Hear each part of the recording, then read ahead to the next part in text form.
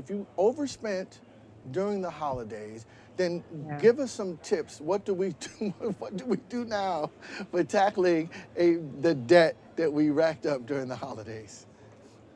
Well, first, like I said, you have to make a list of like who do you owe and what did you spend, just so you can get a clear picture, right? Then I want you to create a plan of how am I going to pay these things off.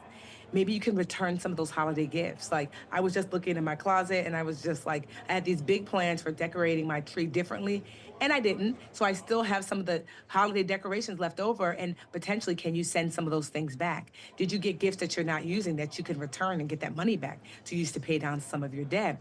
Before we know it, tax season is going to be upon us. April's not that far away. I would make a plan now that if you're going to get a refund, what can I do with that refund to start paying that back some of this debt? And at the very least, try your best to stop digging. Because what do you do when you're in a ditch?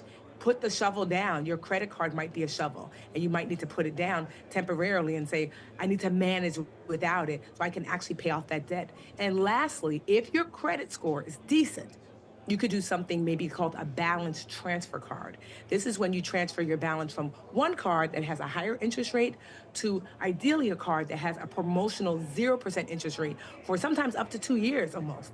And this is how I paid off my $35,000 of credit card debt in my 20s. I did a balance transfer card. Now, oftentimes there is a balance transfer fee, typically around 3%, but even sometimes though they have promotions for that too. But doing that means that when you're paying off that card, because you don't have interest, 100% of your money goes to your principal and you pay it down faster.